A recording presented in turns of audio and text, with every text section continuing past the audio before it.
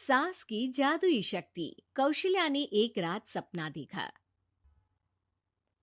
कौशल्या राजपूत, तुमने किए हैं जीवन में अच्छे अच्छे कर्म, इसलिए अब से जब तुम चाहो गायब हो सकती हो, जिसके लिए तुमको सिर्फ चुटकी बजानी होगी और चुटकी बजाते ही तुम गायब। बस एक बात का ध्यान रखना, जहां तुमने कोई गलत काम किया तुमसे ये शक्ति वापस ले ली जाएगी। कौशल्या की नींद टूट जाती है। ये कैसा सपना था? गायब हो जाऊंगी मतलब? हे भगवान, कंबल ओढ़ के सो जाती हूँ, सपना कंबल के अंदर नहीं घुस पाएगा। कौशल्या डर के मारे कंबल ओढ़ के सो जाती है। सुबह कौशल्या मंदिर जाने लगती है। अरे बहू, जल्दी चल, भिखारियों को खाना भी तो खिलाना है। हाँ माँ जी, अभी आई। आज तो खीर और पूरी बने हैं, सब खुश हो जाएंगे। दोनों सास बहू कार से खाने का सामान लेकर मंदिर पहुंचते हैं और भगवान की आराधना के बाद मंदिर के बाहर बैठी भिखारियों को खाना खिलाने लगते हैं। दीदी, आप हर हफ्ते आते हो, इतना सारा करते हो हम लोगों के लिए। मैं आपके लिए रोज अलग से दुआ मांगता हूँ।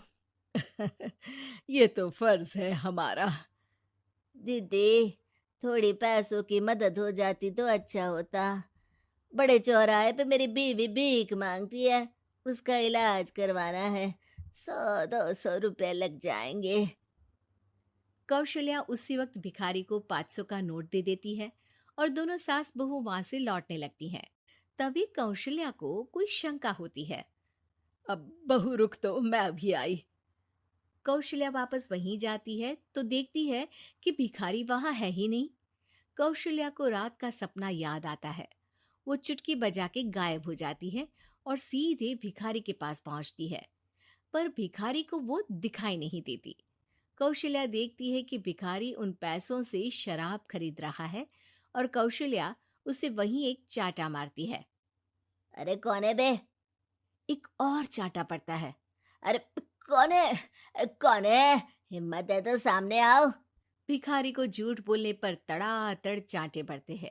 वो वहां से भाग खड़ा होता है। कौशल्या चुटकी बजा के वापस बहू के पास आ जाती है और मन ही मन सोचती है, ऐसे तो मैं कितने गलत काम रोक सकती हूँ, कितनी ताकतवर हूँ मैं, किसी को पता भी नहीं चलेगा। सासू माँ, आप क्या सोच रही हो? अब कुछ नहीं, कुछ भी तो नहीं। ठीक है, मुझे ना थोड़े पैसों की जरूरत थी। मेरे कजिन भाई है ना, उनकी तबीयत थोड़ी इधर उधर हो रही है। वो तो खुद से नहीं कहेंगे कि पैसे दे दो, पर बहन होने के नाते मेरा तो फर्ज बनता है ना कि भाई की मदद करूं। अरे हाँ हाँ, ले जाना पैसे। पैसे इसीलिए तो कमाते हैं कि जरूरत में काम आ सके। घर पहुंच के कौशल्या अपनी बहू को 10,000 रुपए दे देती है। कब जाएगी तू मायके? अम, कल शाम की ट्रेन है। दोनों काम में लग जाती हैं। तभी काम वाली दीदी वहां आती है। आज ना मैं आप लोगों के लिए पनीर बनाऊंगी। ठीक है, मंगवा लेती हूँ पनीर।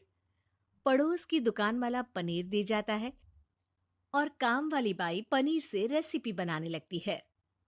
आज अपनी सुपर पावर काम वाली बाई पे ट्राई करती हूँ, देखूं तो सही किचन में करती क्या है ये। सास चुटकी बजा के गायब हो जाती है और किचन में पहुंचती है। बाई को खबर भी नहीं है कि कौशल्या भी किचन में ही है। आज तो मैं भी पनीर की सब्जी बनाऊंगी रात को अपने घर, और थोड़ा सा घी भी रख लेती हूँ। वैसे भी कौशल्या बुढ़िया खा खा के मोटी हो गई है। कौशल्या बाई की चोरी पकड़ लेती है और गुस्से में बाई की चोटी ऊपर उठा देती है।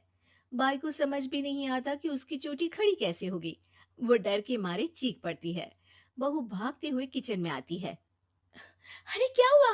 ये तुम्हारी चोटी खड़ी कैसे है? करंट लग गया है क्या? पता नहीं, शायद किचन में ना भूत है। बाई वहां से भाग खड़ी होती है और कौशल्या चुटकी बजा के अपने कमरे में टीवी देखने लगती है। बहू वहां जाती है। माँ जी, किचन में ना भूत है, बाई भाग गई। अरे भागने देना, भूत का तो पता नहीं, किचन में चोर जरूर था और वो थी अपनी काम वाली। अच्छा हुआ चली गई। बहू को कुछ समझ नहीं आया। उसने किचन में जो देखा उसके सदमे में जो थी वो अभी तक। अगले दिन बहू अपने मायके के लिए निकल जाती है। कहीं भिखारी और काम वाली की तरह बहू भी तो मुझे धोखा नहीं दे रही। अरे कहीं वो पैसे ले जाके शॉपिंग तो नहीं करने वाली ना। अभी पता लगाती हूँ। मुझसे कुछ छिपा है भला। जैसे भगवान सब देख रहा है वैसे ही मैं भी सब देख रही हूँ। सास को अपनी शक्ति पर घमंड आ गया था। वो अब अच्छे काम करने की जगह अपनी शक्ति का इस्तेमाल खुद का शक मिटाने के लिए कर रही थी। वो चुटकी बजाती ही बहू के मायके चली जाती है। भैया, आपने बताया क्यों नहीं कि इतनी तबीयत खराब है? अरे तेरी सास बूढ़ी हो गई है, इतना भला काम करती है, उनकी मदद कौन करता है? यहाँ तो और भी लोग हैं ना। भैया, मेरे पास कुछ पैसे हैं। आप दूसरे डॉक्टर को दिखा दीजिए ना। अरे मुझे लगता है कि मेरा टाइम आ गया है, मुझे जाना होगा। कमरे में भाई की आत्मा को लेने यमदूत आ चुके थे। कौशल्या भले ही किसी को नहीं दिख रही थी, पर यमदूत ने उसे देख लिया। यही आत्मा है शायद, परछाई दिख रही है, पहले ही तैयार खड़ी है। अरे आप कौन हो? यमराज का नाम सुना है?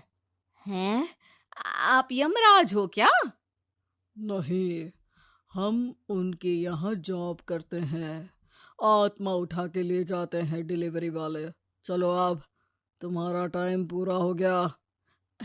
अरे आप शायद ना वो बिस्तर पर पड़े आदमी की आत्मा को लेने आए हो। मैं तो बस यहाँ देखने आई थी कि मेरी बहू कहीं मुझसे पैसे लेकर शॉपिंग करने तो नहीं चली गई ना। मतलब तुम्हारे पास शक्ति है गायब होने वाली? हाँ। तुम ऐसे तुच्छ काम में उपयोग कर रही हो ऐसी दिव्य शक्ति का। अब तो तुमको ही लेके जाऊंगा। अरे नहीं नहीं, कल मुझे किटी पार्टी में भी तो जाना है। अब नरक में ही करना किटी पार्टी। नहीं नहीं नहीं। 3 बार नहीं क्यों बोल रही हो? टीवी सीरियल चल रहा है क्या एकता कपूर का? अरे प्लीज मुझे जाने दो। आप तो उस बीमार आदमी की आत्मा को लेने आए थे ना। गलत डिलीवरी करोगे तो यमराज डांटेगा ना।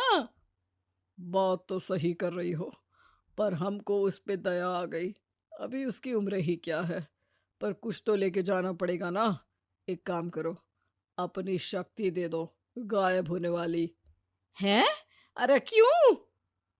तुम पृथ्वीलोक का भ्रष्टाचार रोक सकती थी, चोरी रोक सकती थी, अरे कोरोना रोक सकती थी, पर तुमने अपनी बहू की जासूसी करना शुरू कर दिया। अरे लेकिन किंतु परंतु। यमदूत सास की शक्ति लेके वापस चले जाते हैं। कौशल्या की परछाई हवा से नीचे गिरती है और जमीन पे आते आते कौशल्या का शरीर सामने आ जाता है। अरे लग गई, कितने ऊपर से फेंका। माँ जी, आप यहाँ ऊपर से कैसे गिरी? अरे समधन जी, आप अचानक कमरे में। सब घबरा जाते हैं। सास बहू को सारी बात बता देती है। ये लो आपके 10,000 रुपये। आपको मुझ पे इतना भी भरोसा नहीं है? अरे बहन, मुझे दर्द नहीं हो रहा है, अब अचानक से सब अच्छा होने लगा है। अरे तो फिर बिस्तर से उठ जाओ और मुझे लेटने दो। गिरी हूं ऊपर से तो पूरा बदन दुख रहा है। भाई को तो यमदूत ठीक करके जाते हैं, पर कौशल्या देवी दर्द के मारे बिस्तर पर आ जाती हैं।